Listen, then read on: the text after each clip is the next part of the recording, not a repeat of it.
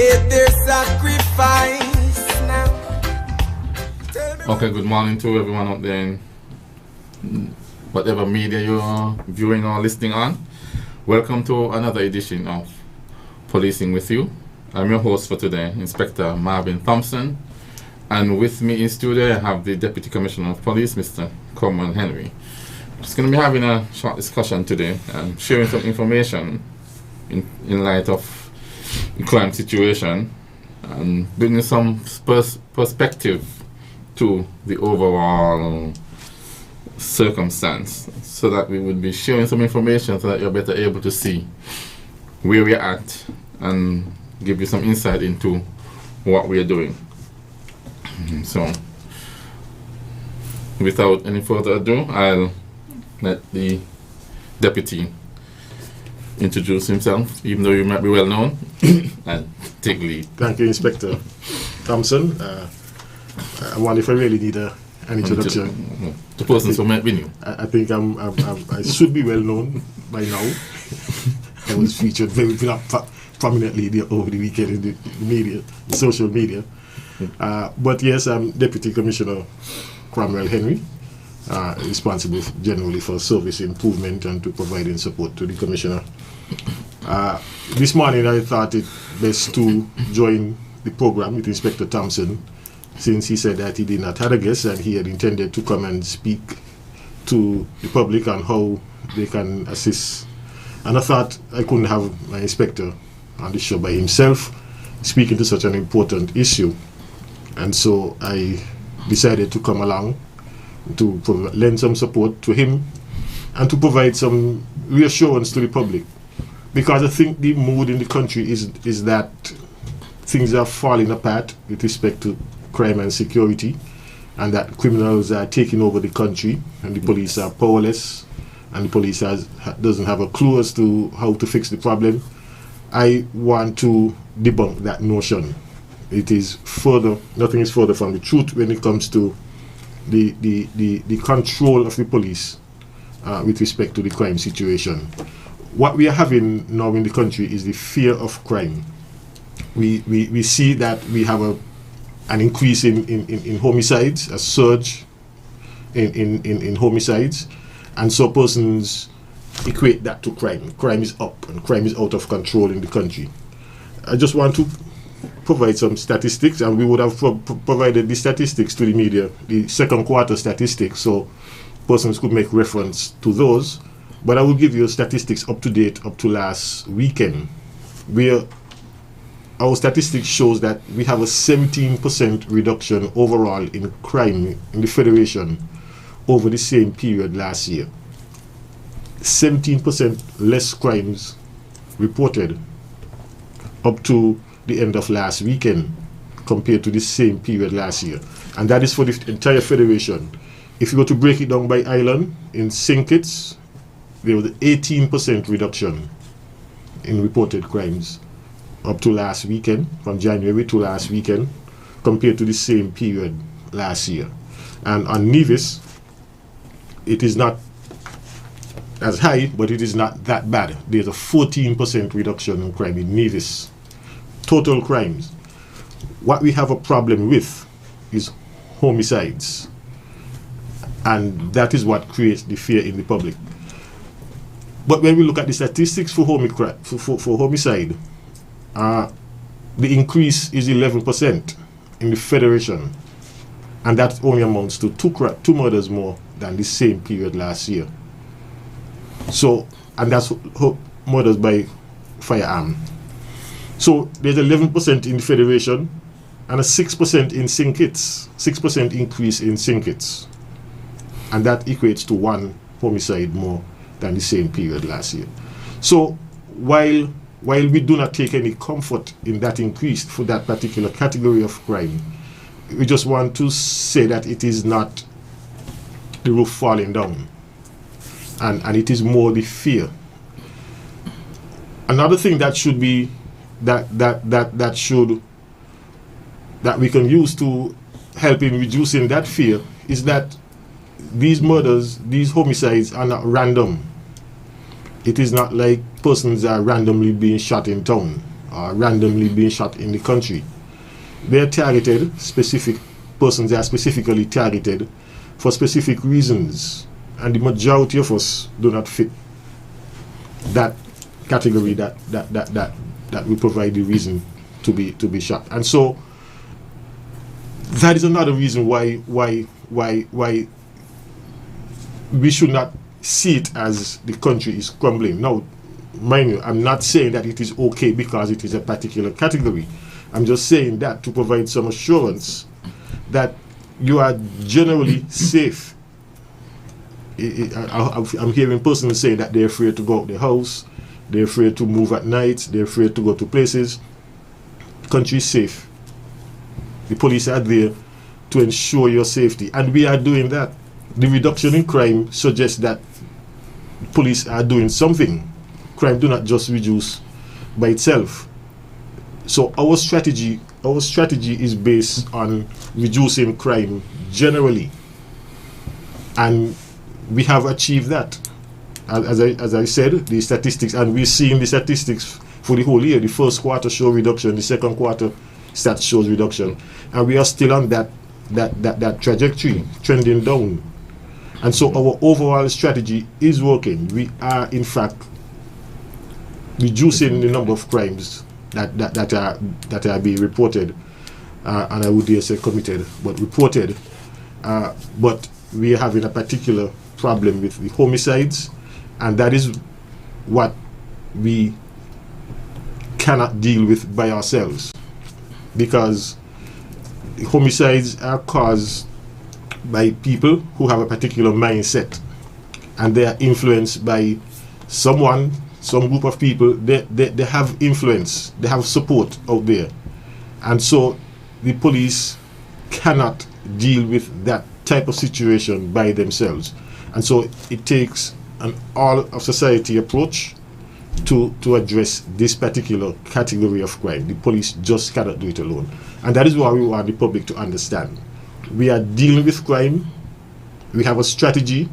Our strategy is working. We have seen a reduction, and I would dare say a reasonable reduction, because our target is higher than that.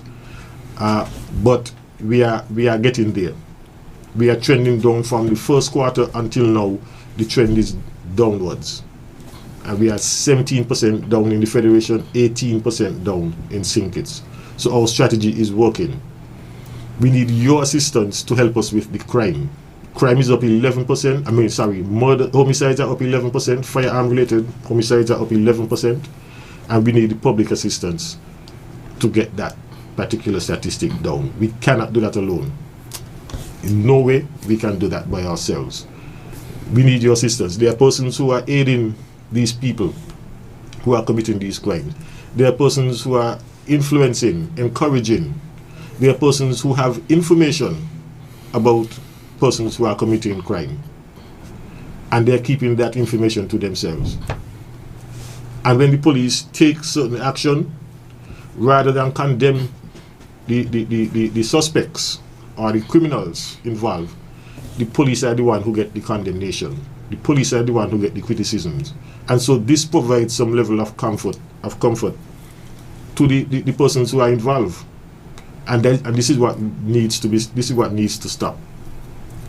We cannot have criminals feeling comforted by the fact that they get support, they have support from the public. That is true. Or from certain segments within the public. And the police are the one who are seen as the criminals. And persons have come plain out and said that. And that gives encouragement to the real criminals. And so we need the public to understand that we are here to serve you. That is our primary function, to protect and to serve. Of course, we may make mistakes along the way. You may have some criticisms about how we do it. But despite that, it doesn't take away from our purpose. It doesn't take away from our overall objectives. And it doesn't take away from our responsibility. Regardless of what you may think, that is our focus. And that is what we are bent on doing. But we just need to have your support, your assistance. If you know of a police who is corrupt, you know of a police who is involved in criminal activity, rather than come on social media and say it, report it to someone in the police force who you can trust. You have myself, you have the commissioner, you have the high command. And we have a policy that once there is any evidence of wrongdoing within the organization, it's addressed. It is addressed, and it is addressed according to law. It is not addressed by transferring the person. It is addressed based on what the law provides for that particular type of action. And so if you have evidence person, people, report it. We have a professional standards unit, and that is what that unit is there for. To address complaints of misconduct or corruption by police officers. And we do that. We have trials every week. Persons come to the station and make complaints against police for various things, but they're not coming to make any complaint against corruption. And so we want persons to report these instances of corruption. Don't come and say, I tell the police something, and next day the bad man know it. If you have important information, choose who you're going to tell. And so that if you hear it, you could go and report that particular individual. Don't come and just say it in the station broadly and then go and say, I tell the police them, and they hear it down the street. And that doesn't help. We need your help. Okay. Thank you, sir. When persons, despite all that you have just said, persons will still say that we may not be, or we're not doing anything. Can you share some of what we have been doing? Because, like you said, the crime did not reduce itself. Right. By itself, had to be some things that we have been doing. Sure, that person would say that we can do more, and we are doing more. What we're saying that we are doing. So, I want to share one or two things that we are doing that is responsible for where we're at, because we're not in a bad position. It's just that there's a bad light given the homicide. Well, first of all, we recognize that police presence deters crime. And so one of the things that we try to do is to ensure that we have our patrols, combination of foot, mobile, plainclothes, uniform patrols in the communities. And no persons will say they don't see the police, but it doesn't mean that they're not there. What the commissioner did at the start of the year, he had GPS technology installed in our patrol vehicle, so that we can satisfy ourselves that the patrols are out there, and that they're where they say that they are, and they went where they say that they went. Because we had a situation where persons would say that they went out, but they really didn't go out, or they would say that they went X place, but they really didn't go there, and we had no way of knowing. So now we have a way of knowing where they were, where they are, and what they're doing. We are seeing greater compliance, and so we know that the patrols are out there. We know that they are doing what they're supposed to be doing. We see people complain about how the police speak to them, how the police handle them. The police issue a ticket for something that they thought was negligible, and so we know that the police are out there. No, we're not saying that the police should utilize abuse people. We don't condone that. We deal with those instances. We have a professional organization.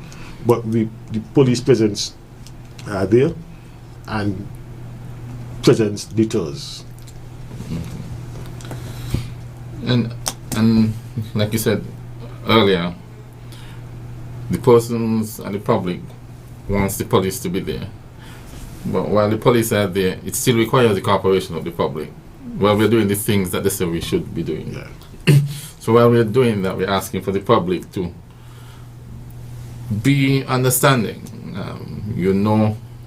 Really, we're doing the job that they require of us. So there will be some level of inconvenience at some point in time. Mm-hmm. But that is part and parcel of keeping them safe overall. So a little inconvenience at some point in time would translate into them feeling safer and getting what we want as a nation overall. That's correct. And we try to balance inconvenience and the presence. So, but the inconvenience is necessary, and you may get more of that because we just issued a directive yesterday. I saw it all over social media last night, but that's okay. At least the word get around. We issued that directive to recall all police officers who are on leave and to stop all other leave. Of course, except sick leave. So persons who are on rest day leave, vacation leave, any other kind of concessionary leave, all those would be suspended temporarily while we put together our plan and have a greater presence. You see, we have a limited number of police officers, and out of that number, we still have to provide for persons to get their downtime. Yes. People need to get their vacation, people need to get their concessionary leave because they may have put in extra time and we have to give them back their time. They have to get their weekly rest day leaves because you can't work a person 7 days a week, so they have to get their weekly 2 days off. And from time to time people will go sick, and so you have. So at any one time you may have 10 to 15% of the organization out on leave of some type. Yeah. And so while we have a small number to begin with, and that number is further reduced in order for persons to get their rest, and so that would hamper our ability to be as effective as we would like to be. So what we are doing now for this limited period, is to recall those persons who are on leave. They understand that the nature of the job, they have to make sacrifices.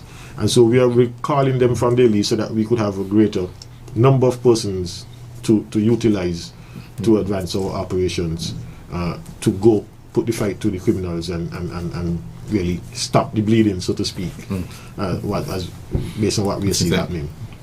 And that may mean some additional inconvenience because it may mean more checkpoints. Need more checkpoints. More traffic stops. Yes. Along the line. Because the criminals move by the vehicles. same road, yes. Use the same road networks, and so we have to stop everybody in order to filter out the ones who we are targeting. So everybody will be affected. Yes. So again, we're asking for your understanding while we do the job that you require to get the results that you are also requiring. I think this is a good point for us to take a break, and we'll come back shortly after. Life. Water is life.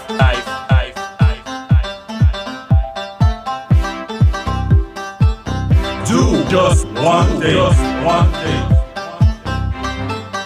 Every job come, make sure you check for leaks around your house every day. Every job come, when brushing your teeth, don't let the water run away. Come save the water, preserve the water right now.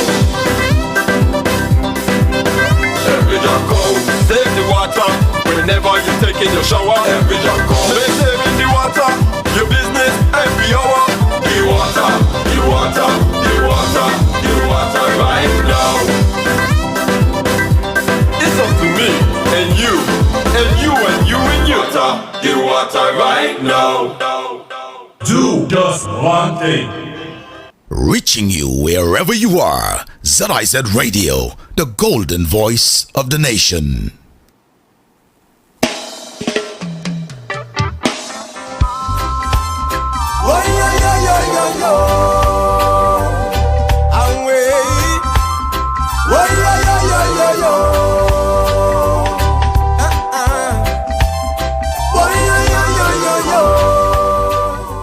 Okay, welcome back to Policing with you, and I think just about now we'll take the call up. Hello, good morning. Welcome to Policing with you. Hello, good morning, Inspector Thompson and Deputy Commissioner Good morning, sir. Henry. Good morning. I live in America, where I was born in the Federation. I have a suggestion. Yes, sir. St. Kitts is 68 square miles. Puerto Rico is almost twice the size or more than St. Kitts. Why the government of St. Kitts don't ask the United States government, the embassy, to donate one-day cutter could go around the islands. It could go on the Atlantic side, and it could stand the waves to go around Nevis and St. Kitts every night. In Puerto Rico, the Coast Guard go around the island every night looking for criminals. And I know Sinkers don't have the money, but they could go to the U.S. Embassy and get them to give them one of those postcard cutter that could go all the way around the island to protect contraband and people coming to beaches, sneaking in at night, causing all the problem. I said that before. Prime Minister Jew could go to the embassy and ask America to donate a Coast Guard boat that could go all the way around the island, like they do in Puerto Rico and the Virgin Islands, to protect the island from criminals. Thank you. I listen up here. Thank you for the question, for the comment as well. Well, we want to thank you for that. We just want to let you know that we are in fact working with our regional and international partners to get whatever assistance we can get. The Prime Minister had indicated that he had reached out to the US for assistance, and they have committed to installing a radar station on the island. I think that process has started, where we will be able to monitor our coasts using radar technology. So we are in fact on that path to with the assistance of the US in providing our better monitoring of our coasts. You have another call? Good morning, caller. You want policing with you? Go ahead. Yes, good morning, big up brother. How are you? Sonny boy, good morning. Good morning, sir. Commissioner Henry. Oh, first I want to say good morning to Commissioner Queeley, Stafford, and Meredith, and Mr. Hughes, so passionate about the police force and the direction the police force going at the moment. Henry, remember you're talking to Kittitions. We know where we have you. We ain't saying you all ain't doing nothing. But what we saying, we need to hear you more on the radio. Don't come when Homicide going on the jail like dirty water down Westbourne got and College Street got. We want to hear you daily. When one happens, somebody come to the media and let his vagabonds know we're not tolerating them kind of action. They think we ain't so. And next thing I want to tell you, Commissioner Henry, is that we ain't ready for the fighting in the hierarchy. Please understand that two men come from the army, look like the man national security, look like the one mash it up. We ain't want them kind of things there. We had them kind of things there in 2015. See? We ain't want them kind of things there. We want an approach where everybody understands what's going on in the country and come together and fight this thing. Commissioner, I would like to see a lot of things happening. Presently now and the go. The expertise out there, they're going to guess where we want. We need locals. We need the Stafford. We need the Meredith. We need the boy over country. So used to be around the custom. We need all hands on deck. And the joke is all around Church Street. We want him to leave I alone. Lion do the work. Then get medical doctor up in the hospital. We want to see a drive with all these whole house.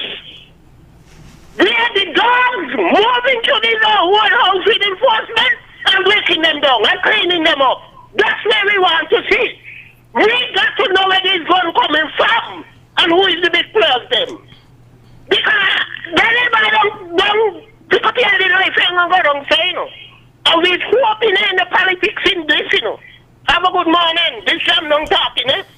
Because me living dangerously. Thank you, sir. Thank you, caller. Always welcome your contribution. One thing that I would point out in terms of what you said, we do need all hands on deck. That's the public, the police, all agencies, all ministries, all organizations. Crime is not a police thing, it is a Sankey Nevis thing, and we need all hands on deck. So. Alright, well, yes, and Jamdon did also mention it that we need to provide that assistance. He mentioned the other commissioners, the other persons who he thought were firm, but we've always had public support and we want to continue. We want to maintain that public support. The police just cannot solve crime by itself. Now, our detection rate, I did not mention that, but our detection rate has significantly improved over what it was last year. Currently, our detection rate is about 47% for homicides. The detection rate for homicides is 47%. Last year, around this time, it was 32%. So that is a significant increase in the detection rate. We've seen we have some recent convictions and the sentences that were meted out as a result of the police investigation. So we are improving in our investigation. One of the pillars that the commissioner has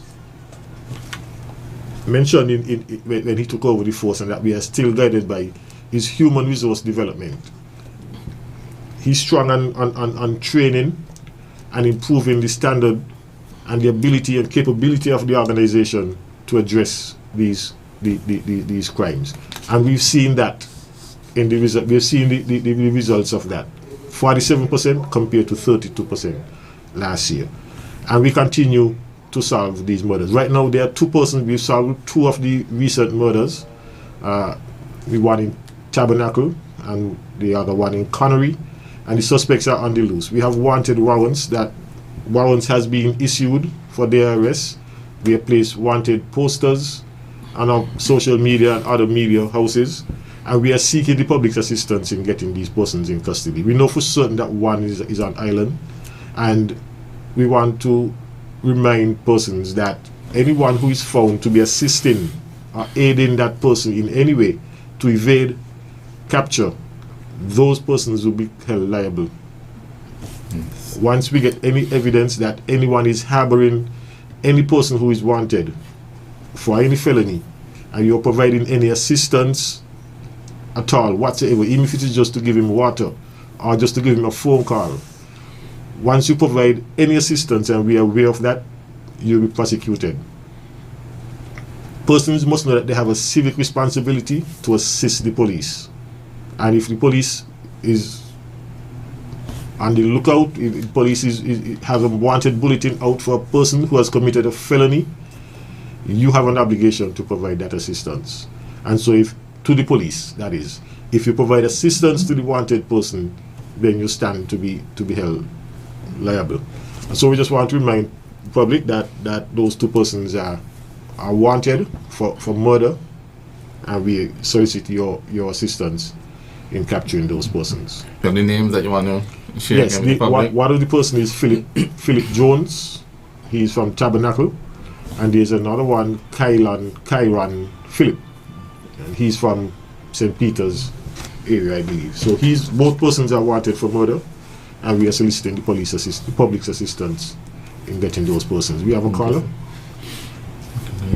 Caller, go ahead. Young Policing with you. Good morning. Mr. Henry, good morning. Good morning, sir. Good morning. Yeah. I want you to enlighten me on something. And it's to do with telephone. What does the law say in terms of driving and speaking on telephone? Why I ask the question, maybe I got it wrong, but I understand it to be that your hands them should be free, meaning that you should be able to maneuver both hands and the steering wheel. You shouldn't have no phone in your hand using. Is that correct? Yes, that is correct. Your hands should be free. The law permits you to use your phone when you're driving if you're utilizing a hands-free device. So if you have it on the Bluetooth speakers in your car audio system, or if you have the phone and speakerphone and the phone is in the seat and you could talk, but your hands must be free. You cannot use the phone, have the phone in your hand while you're driving. Okay, sir. So if you have the phone and speaker, sure I hear you clearly. Have the phone and speaker and the phone in your lap or the phone somewhere in the car and you're talking and sound coming through the car system, that is fine. But not to have the phone to your ear or texting or reading a message or dialing, those are prohibited. it must be totally hands-free. So I use my phone, but I use Siri. So if I want to make a call, I will just tell Siri, call GQ, and Siri will call GQ, and the conversation is through my car stereo system. I don't have to hold the phone at all. That is totally permitted. But when you take up the phone and search your phone book to find GQ number and dial GQ number while you're driving, that is prohibited. Okay, so I'm understanding you that your hands should be free. Yes, your hands should be free. So it doesn't matter where else the phone is. Once your two hands, if you got twice, you got one hand. Yes. Once your hands are being free. Yes. Okay. So I'm gonna make an example, and I want you know to guide me on it. If I am driving, I was about to start driving, and I stick my phone between my neck and my shoulder, me two hands on the steering wheel, and I attack. Is that an offense? No, you try Google it there. No, I ask you. But you mean that you let them take it to the side. So how that is not a safe. That is not safe. I think the police would still. The police would still stop you from prevent you from doing that. You mentioned that your two hands should be free. Right, but your neck is not free. But I didn't say your neck. I know, but that would say the police should still stop you and talk to, because it's an unsafe position to drive, and so the police should still stop you, and while they will not give you a ticket, they should warn you against doing that. So it's not about giving a ticket for everything, but it's about enlightening you to the dangers of having your neck tilt on the side while you're driving. You will not be able to have a good view of the road. You will be distracted somehow by the position that your neck is with the phone, trying to hold the phone on your shoulder. So it's not something that the police should encourage. So if I'm a police and I see you, I will stop you and talk to you about it. Okay, me ain't got a problem with the police stopping me and telling me, well, he ain't look appropriate. Right. Okay? But they won't give you a ticket. But at the same time, I'm arguing that my hands are free. And hold a second. The reason why I make this call here, and me go say who me be. My name is Aston Coker. I was driving down Church Street Tuesday. At the same time, the police, they were down there with the ghost situation. And honestly, I had my phone stick between my neck and my shoulder. So my two hands free. Why did the police stop me? Take your ass off the phone. I said to him, not talk to me so. I did answer him back in an attitude. I said, not talk to me so. Well, get off the phone. And I'll lock you up. That is not the attitude, because my two hand was free. Right. And if he feel in his mind that, okay, he stick between my shoulder and my neck, it could create a problem, say that. No come just jump up and start checking me and tell me about he lock me to ask on them kind of nonsense. Because who no asking Coker? Me not back long from the police when they tell me foolishness. All right, so when they tell me foolishness, me not back long from don't just come and check me and tell me you lock me to ass up. No, because the last state that your hands should be free. And while he talking to me two hand outside the window, I show him that no phone in me hand. Here, watch me two hand free. Tell me, young man, it don't look appropriate. It could create a problem, and I will advise you to X, Y, Z. But don't come to me like you talk to his grandson. Because me two hands free, and that was the last state. Your hands should be free. All right, we get the point. We get the point, Mr. Coker. We have other callers. I think you made the point. Yeah, you while you were doing something that was not the best thing to do while you're driving, I agree with you that the police should not have approached you in that manner, but they should advise you not to have the phones in that position while you're driving. Because I have a problem with that, and that is why police got what a problem with people assisting them. Because half of them don't know how to talk to people. They don't know how to address people. And we all have to admit it, Mr. Henry. Half of them don't know how to address people. They want to talk to any old how because they feel like they got a 3-letter word behind them, the law. But so, they should be made within the 4 walls of the law. Not just use the power because they feel like they are supposed to say nonsense and you can't answer back. And when you answer, that's the nonsense about lock up. I will lock up. I mean, come on. They need to do this nonsense. The word I really want you from the ear, I can't use it, you know. But they need to do this nonsense. Henry, are you tell them loan to approach people? Is the approach that does cause the people to get angry and sometimes it end up where it's not supposed to end? Is the approach, tell them done it. I accept I was using my phone, it was stick between my shoulder and my neck. I accept that. But don't approach with a stupidness. Coming on back down. Thank the last state your hand should be free. Yes, point taken. Okay, thank you. Alright. Go ahead, caller. Welcome to Police Ministry. Good morning. Good morning. Good morning. Let's go ahead, yo. Am I on the air? We're hearing you. Go ahead. Good morning to you all. Good morning. I just tuned in, so I do not know who else is in the studio other than the voice of Deputy Henry and Mr. Liber GQ. And I'm encouraged to call this radio station of this program. It's unfortunate I may not have time because of what time left in the programming. Yes, sir. But I'm certain I can talk about this some other time, maybe next week. But I would like Deputy to be back on the radio next week if he would find time to do so. There's something that I really want to talk about that are interesting. However, I am of the view that there is enough policing, and I'm being serious about that, because the communities are left open, vacant, and inviting that people maybe in there want help. We here as civilian, and you all are the law, we all need help. We have to be able to help each other. But there is some dialogue and must be constant. At least communication where is so effective.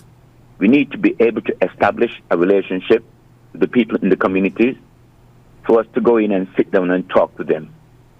None of us, whether those who are part of a gang or we who actually see and hear things that take place, is glad or happy to hear that any young man lost his life because of a violence or gang related. Nobody. It's going to happen one day that we're going to wake up and only seeing women around because all the young men are being killed. It's unfortunate. We need to see more effective communication and policing in communities. We believe that the people who are doing these things need help, but they're not going to cry out or ask for help. We need to establish a relationship earlier and go in and sit down and speak to these men. They need people to talk to them. I believe they do need people to speak to them. And we have to make an effort. We have to take that initiative. Not be brave, but be concerned and go and sit down and talk with these men and find out what is the problem, why they're behaving the way they are behaving.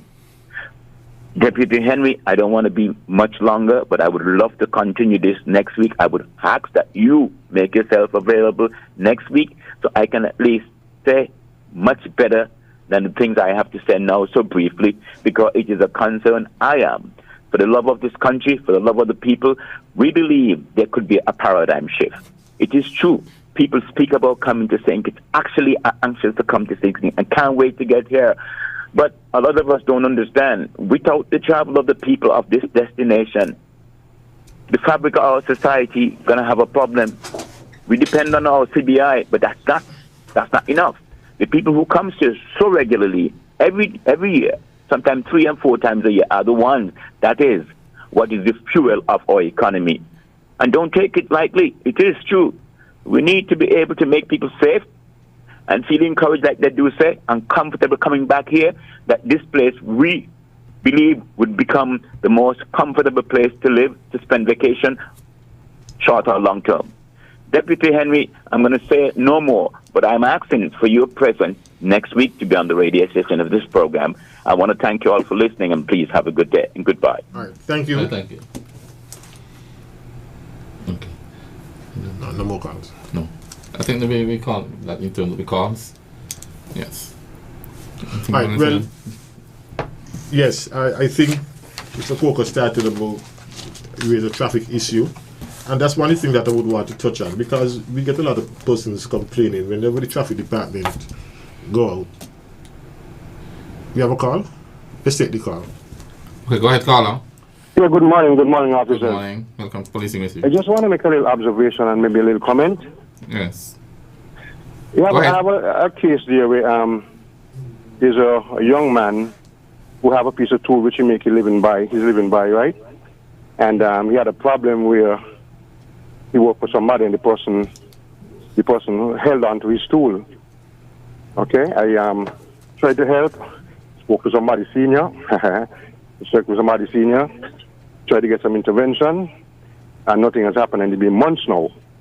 I just want to point out that assisting people like that is part of crime prevention, because when the person doesn't have any other means of making money, and his main tool is being taken away unjustly, and we know even if you have to go to the court, the last thing the court will do is take away your means of livelihood, and this person's means of livelihood has been taken away for months, and I don't know if you look at it as part of crime prevention, if the police intervene and try and get back the tool for the person. Thank you. All right, thank you. Well, see, I cannot respond the way you may want me to respond for that, because I'm not aware of the circumstances under which the tool was taken back. Maybe it was a case where the person paid for the tool and the person was supposed to pay him back, and there was some arrangement between them, and maybe one party break the arrangement, and so I don't know what are the dynamics there. And so sometimes the police, we are very careful in getting involved in matters that are civil in nature. If there was a contract between two persons, an agreement between two persons, and the agreement goes bad, and one side take an action that the other side doesn't like, and then comes to the police, we tend to advise them to take their own civil action, their own legal action, because the police cannot get involved in agreements that go bad in terms of settling and decide who should benefit and who should not. That is something would have to be worked out in the civil court. What we are concerned about is whether or not there was any crime committed in the process, and if there is no crime committed, none of the parties have committed any crime, then the police, we are limited into what we could do. We could only advise, we could only admonish, but in the end we cannot enforce anything if there was no offense committed in the process of the interaction between the two persons. So I really would not be able to say more, but I agree with you. The police should engage, because that is a form of crime prevention. Because a person who feels that he's aggrieved, he may just decide to take things in his own hands. So the police should engage them and advise them appropriately. Yeah, that is what we do generally. For something like that, when a report is made, you at least go and get an idea of the circumstances, and then when you hear the bigger picture, then we advise or we take action based on what we hear. Based on what, right. Okay. Yeah, I was saying, Mr. Coker made mention of traffic, and that is one of the things that we get a lot of criticism over. Whenever the police are not on the road, we get complaints that the police are not doing enough, and then when the police go on the road, we get complaints that the police are harassing people, the police are giving people tickets unnecessarily, why the police is enforcing tint, why they don't look for the gunman, and we get a lot of that. And so that doesn't provide much encouragement to the officers. We want persons to feel comfortable whenever police stop you and point out things to you that you are doing wrong. The police are not targeting you, they're just enforcing the law. They're just doing their jobs. That is what they're paid for. And we should not be just there to look for guns. We have to deal with all infringements of the law. And so if you are driving with your vehicle tinted beyond what the law prescribes or beyond what the law allows, and the police asks you to remove it, or the police ticket you, then you should not get upset with the police. Just accept that you did something wrong, and the police says police are doing their job in enforcing the wrong that you would have done. You wonder, well, what it got to do with crime? Because this is one thing that I hear a lot. But I cannot see how people cannot link dark tint and crime. Because if a criminal is driving around town, criminals are driving around town and nobody can see them in their car, they'll feel comfortable. They could have their guns in their hand looking for somebody, have their guns in their laps, have on the mask in their car, driving with the mask on, and they're comfortable because no one can see. True. And so the whole public is at risk if you have people driving around in a car hiding in plain sight with masks and guns, and they pull up next to you and you don't know.